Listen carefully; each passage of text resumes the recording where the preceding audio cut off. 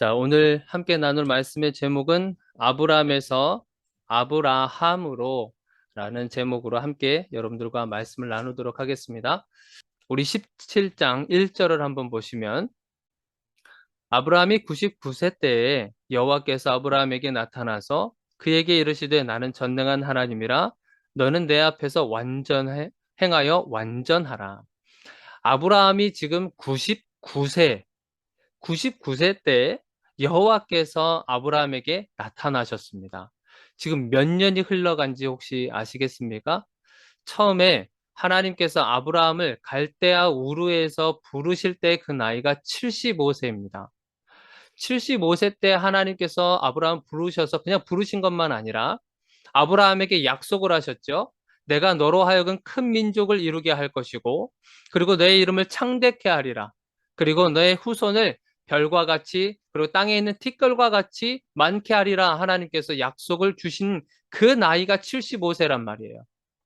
자, 75세인데 지금 나이가 몇 살이에요? 99살. 그런데 자녀가 있습니까? 자녀가 없어요. 물론 하갈을 통해서 하나님께서 자녀를 한 명 낳게 하셨죠. 이스마엘이라고 하는 자녀를 낳았습니다. 그렇지만 이스마엘은 우리가 알다시피 약속의 계승자로서 선택받은 사람이 아닌 거죠. 하나님께서는 사례를 통해서 후손을 이어가시기를 원하시기 때문에 그래요. 그런데 지금 75살 때 하나님께서 주신 약속.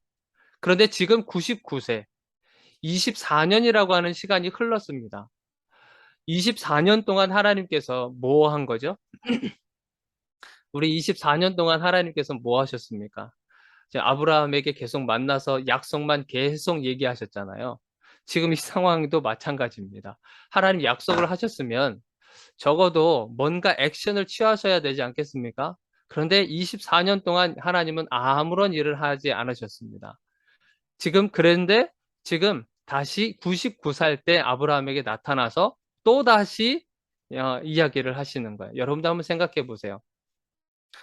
해도 참 너무하신다라는 생각 들지 않습니까? 하나님이. 24년이에요. 우리는 단 하루만이라도 급한 기도 제목 같은 경우에는요, 여러분, 금방 바로 기도가 응답되기를 원하지 않습니까?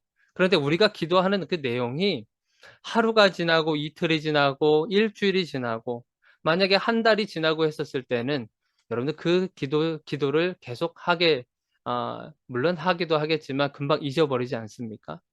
더군다나 지금 아브라함은 누가 약속을 주신 거예요?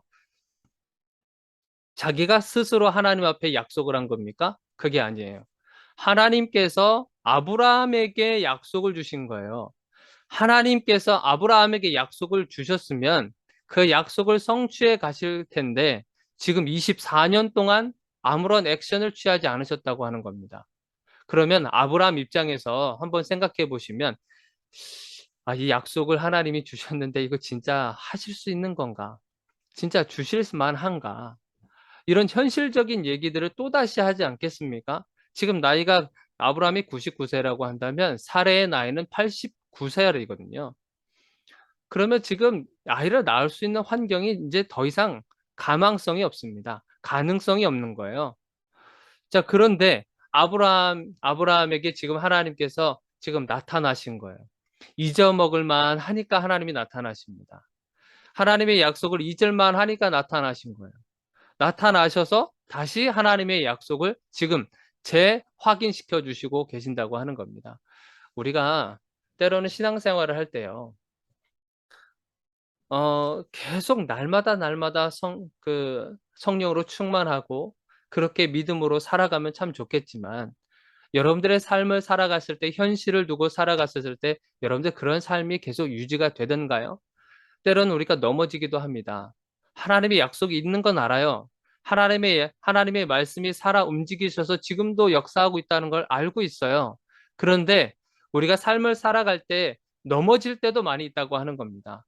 그리고 신앙의 어떤 슬럼프 같은 것, 그냥 무기력한 것, 이런 것들이 우리에게 찾아올 때가 있다는 거예요. 하나님께서 약속을 계속 꾸준하게 우리에게 말씀해 주신다 할지라도 우리가 무기력감에 빠져 있을 때가 있다고 하는 거예요. 찬송을 불러도 아무런 감동이 없고요. 말씀을 들어도 그 말씀이 귀에 들어오지 않고요. 그리고 오만 가지 잡생각이 많이 들면서 때로는 우리가 교회 생활을 할 때에도 어떤 봉사나 어떤 헌신이라든지 이런 봉사하는 그런 가운데서도 귀찮아질 때가 있는 겁니다. 성가대 하는 것도 찬양팀 하는 것도 때로는 귀찮아질 때가 있는 거예요. 그래서 더 이상 뭔가를 하고 싶은 것이 없는 거죠.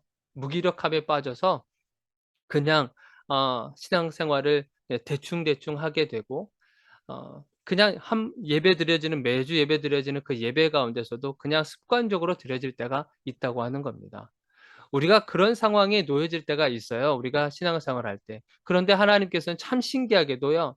우리의 무의식 가운데 우리가 무의식 가운데 있었던 하나님의 말씀 그리고 우리가 무의식 가운데 불렀었던 하나님께로 향했었던 그 찬양들 이런 것이 갑자기 떠오를 때가 있다고 하는 겁니다. 그냥 대충대충 살다가 목적 없이 살다가 시간 흘러가는 대로 그냥 살아가다가 갑자기 생각이 나는 것들이 있는 거예요. 그게 정말 하나님께서 주시는 정말 큰 복 중에 하나가 바로 그런 겁니다. 여러분들이 삶을 살아갈 때 그냥 갑작스럽게 떠오르는 그런 말씀들이 있지 않습니까? 우리는 그것을요, 성령의 역사라고 불러요. 우리 안에 하나님께서 그냥 내버려 두신 것이 아니라 우리 안에 성령을 보내주셔서 그 성령의 능력으로 살아가도록 만드셨는데 우리가 때로는 하나님의 언약의 약속을 잊고 살아갈 때가 있단 말이죠. 그러나 그것을 그대로 내버려 두지 아니하시고 하나님은 성령을 통해서 우리 안에 계신 성령을 통해서 계속 그 믿음을 끌어올리시기를 원하시고 있다고 하는 사실인 거예요.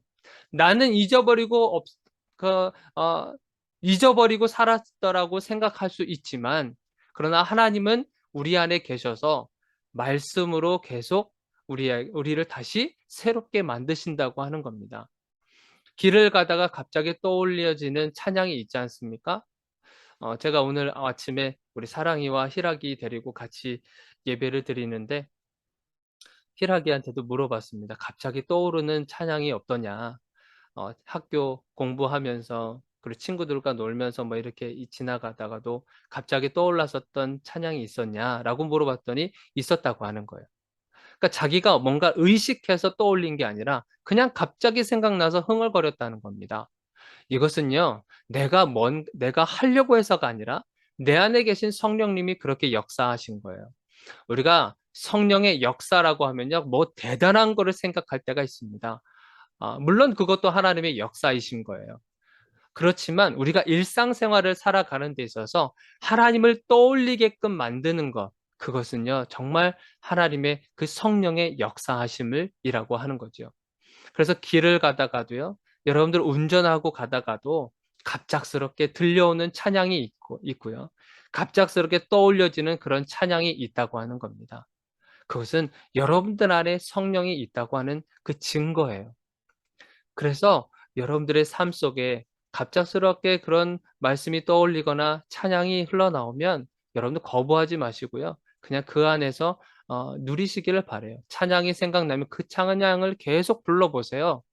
그리고 말씀이 뭔가 떠올려지면 그 말씀을 계속 생각해 보세요.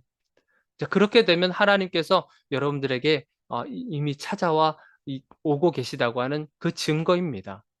아브라함에게도 마찬가지입니다. 24년이라고 하는 시간이 흘러가는 동안에 하나님의 약속만 붙들고 지금 24년이라고 하는 시간이 흘렀지 않습니까? 그 시간에 하나님은 아무런 역사를 하지 않으셨는데 아브라함이 그런 무기력감에 빠지기도 하고 약속에 대한 회의감 이런 것들이 빠져 있을 만한 그쯤에 하나님께서 다시 찾아오신 거예요. 무엇으로 찾아오신 겁니까? 말씀으로 찾아오신 거죠. 이것이 놀라운 역사인 겁니다. 우리의 삶의 역사 가운데서도요, 하나님께서는 지금도 여러분들에게 말씀으로 역사하고 있고요, 찬양으로 역사하고 있고, 기도로 역사하고 있다는 사실을 여러분들이 잊지 마시기를 바랍니다.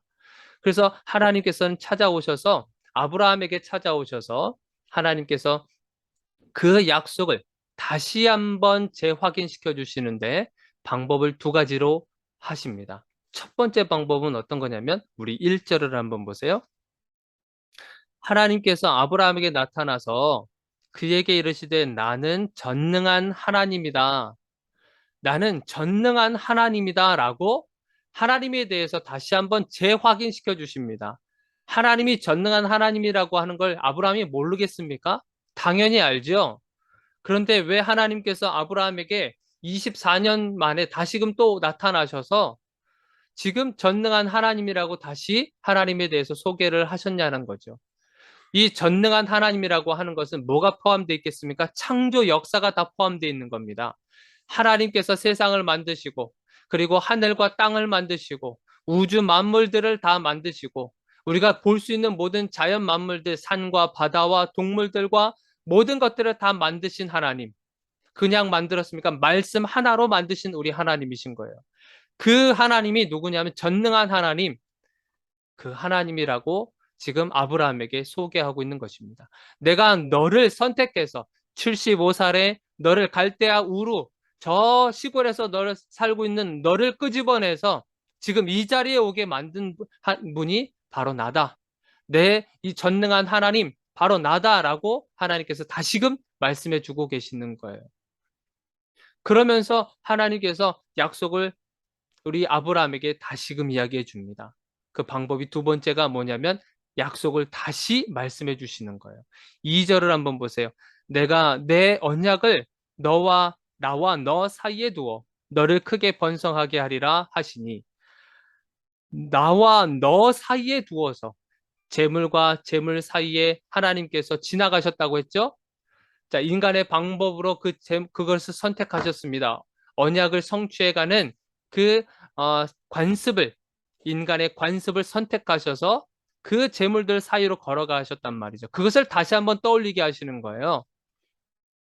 하나님께서 지금 아브라함에게 약속을 주시고 그냥 장난 삼아서 지금 이렇게 시간을 질질 끌고 계시는 것처럼 보이십니까?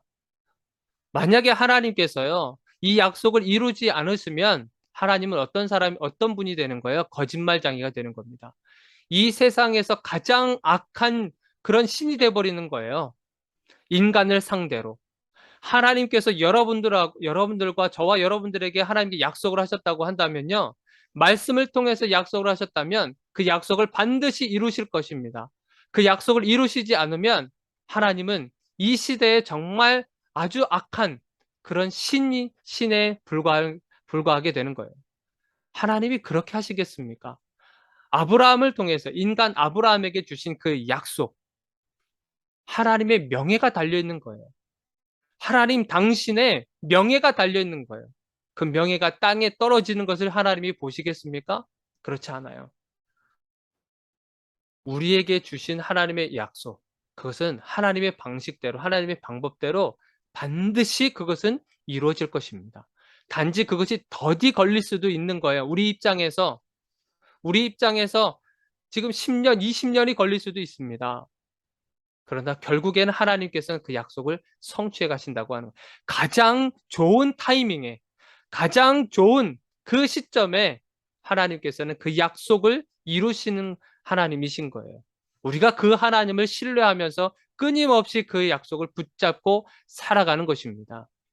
하나님은 그렇게 해서 24년 동안 아무런 역사를 이루지 않으신 하나님께서 다시금 아브라함에게 찾아오셔서 자신을 소개하시고 그리고 전에 하셨던 그 약속을 아브라함에게 다시 재확인시켜 주십니다. 그러면서 하신 것이 우리가 정말 알고 있었던 정말 아브라함의 인생에 있어서 가장 큰 삶의 터닝 포인트가 된 그 시점에 오게 된 겁니다.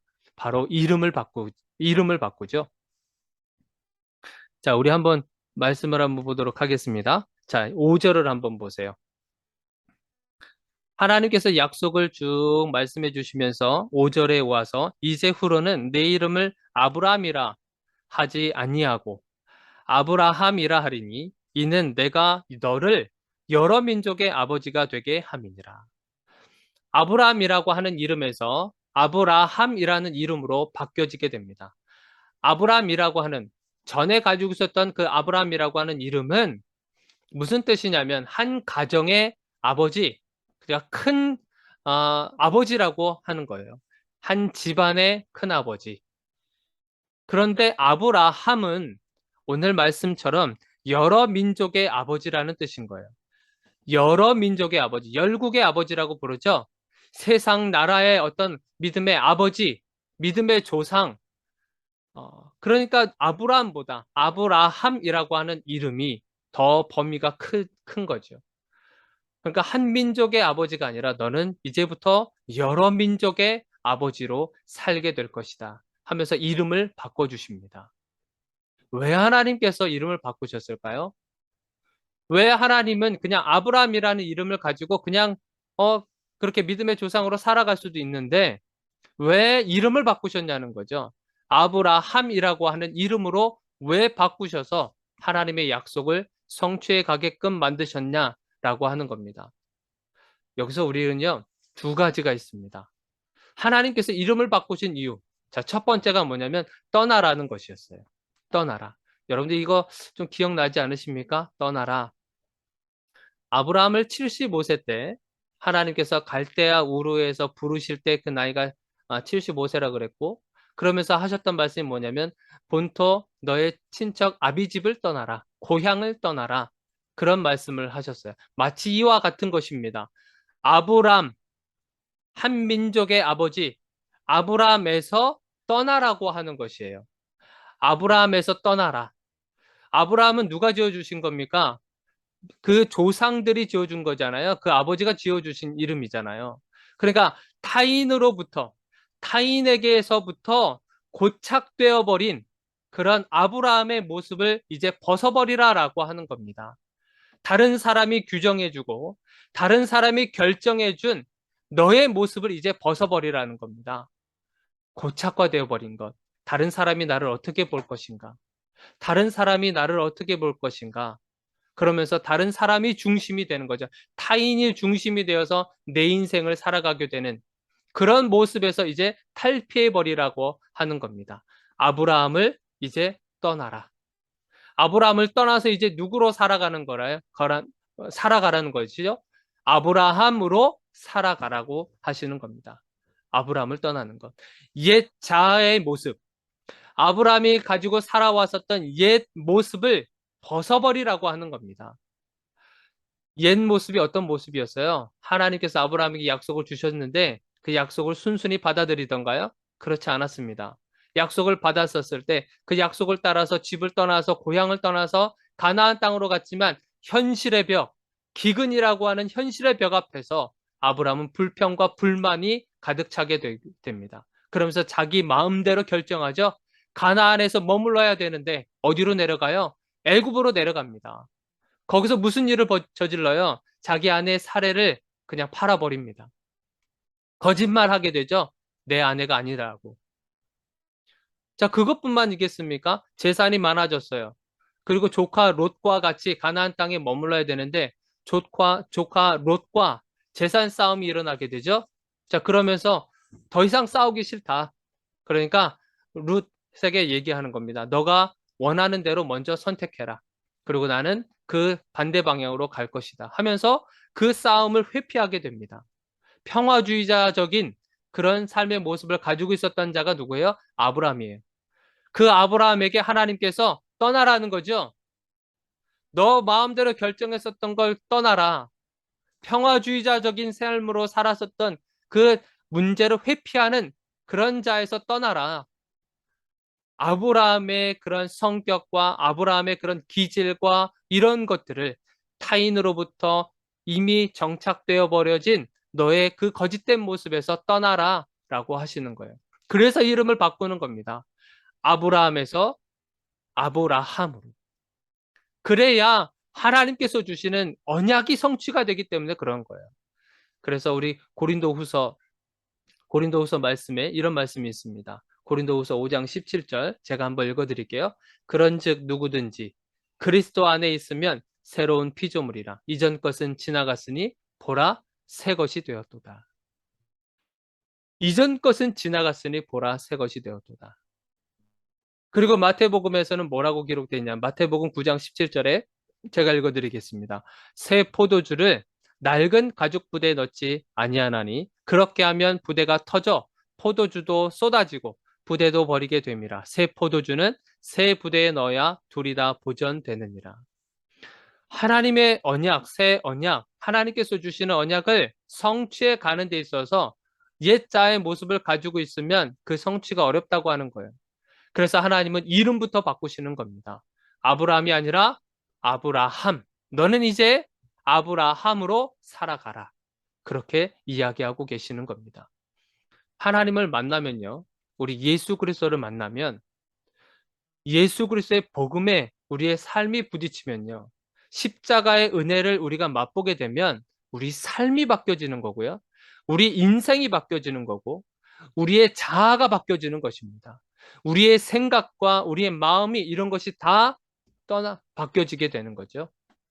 그래서 하나님은 새로운 아브라함의 모습으로 살아가라고 이름을 바꾸시는 것입니다. 자, 두 번째, 하나님께서 이름을 바꾸신 첫 번째 이유가 떠나라는 것이었다고 한다면 두 번째는 바꾸라고 하는 겁니다. 바꾸라. 뭘 바꾸겠습니까? 아브라함 때 가졌던 생각을 바꾸라는 거죠. 아브라함 때 가졌던 생각을 아브라함의 생각으로 바꾸라는 거죠. 하나님께서 약속을 주셨고 하나님께서 역사하시겠다고 하셨는데 현실의 벽 앞에서 아브라함은 자기의 생각을 가지고 결정하고 했었던 사람이었잖아요. 그런데 이제 그 생각을 바꿔서 하나님의 시각으로 바꾸라고 하는 의미에서 이름을 바꾸신 겁니다. 인간의 불가능을요, 하나님의 가능으로 바꾸라고 하는 겁니다. 인간이 생각했을 때 사례가 아브라함이 자식을 낳을 수 없는 그런 현실의 문제 앞에서 인간의 불가능을 보지 말고 인간의 불가능을 계속 묵상하지 말고 무엇을 생각하라는 거죠? 하나님의 가능으로 바꾸라고 하는 것입니다. 그래서 이름을 바꾸는 거예요. 여러분들 참 우리의 생각을 바꾸고 우리의 마음을 바꾸고 하는 거 쉽지가 않다는 거 알고 있습니다. 우리가 그동안에 살아왔었던 삶의 방식들이 있고요. 패턴들이 있어요. 그것이 정말 정당하고 그것이 맞다고 생각해서 여기까지 살아오게 되는 것입니다. 그런데 그것을 한순간에 바꾸는 거 쉽지가 않는 거 하나님도 알고 계십니다. 그러나 그 고착되어져 버린 이미 정착되어져 버린 삶의 패턴과 삶의 모습들, 삶의 태도들을 가지고서는 우리가 하나님의 약속을 이루지 못한다고 하는 거예요. 그래서 하나님께서 오늘 여러분들에게 도전을 주시는 겁니다. 떠나라고. 그리고 바꾸라고 하나님께서는 말씀하고 계시는 거죠. 말씀을 정리하려고 합니다. 여러분들 신앙생활을 할 때요. 날마다 성령으로 충만하면 너무 좋겠지만 때로는 영적인 슬럼프에 빠질 때가 있습니다. 그 영적인 슬럼프에 빠졌을 때는요. 여러분들 기대하시기를 바랍니다. 하나님께서 우리가 예상하지 못했었던 그런 생각과 방법으로 하나님께서 갑자기 찾아오실 겁니다. 그런 갑자기 찾아왔을 때 여러분들 감동이 느껴지실 거예요. 어떤 분들은요, 그냥 나도 모르게 눈물이 흐른다고 말씀하시는 분들도 있어요. 그리고 성경을 그동안에 보지도 않았는데 갑자기 성경이 보고 싶어 하는 마음이 생겨진다고 그렇게 고백하는 사람들도 있습니다. 무의식 가운데서요, 여러분들 내가 의식하지 못하는 그런 가운데서 떠올려지는 그런 찬양과 말씀이 있다고 한다면 여러분 그것을 최대한 많이 그것을 묵상하시고 또한 들으시고 그렇게 하시기를 바라요. 그러면 하나님의 그 성령의 감동이 정말 불붙듯 일어날 것을 믿습니다. 기대하시기를 바랍니다. 혹시 여러분들 가운데 어떤 영적인 슬럼프 가운데 빠져 계신 분 계십니까? 영적인 무기력감에 빠진 분들 계세요? 그런 분들 계시면 여러분들 기대하시길 바랍니다. 성령의 불이, 성령의 역사가 여러분들의 삶 속에 투입하실 때가 됐다고 하는 사실인 거예요. 그리고 또 하나는 여러분들 옛자의 모습에서 여러분들 떠나시기를 바라요. 그리고 하나님의 역사하실 것을 기대하면서 여러분들의 생각을 한번 바꾸시기를 바랍니다. 그러면 하나님의 놀라우신 그런 만지심과 그리고 역사하심이 분명 있으실 것입니다. 우리 기도하도록 하겠습니다.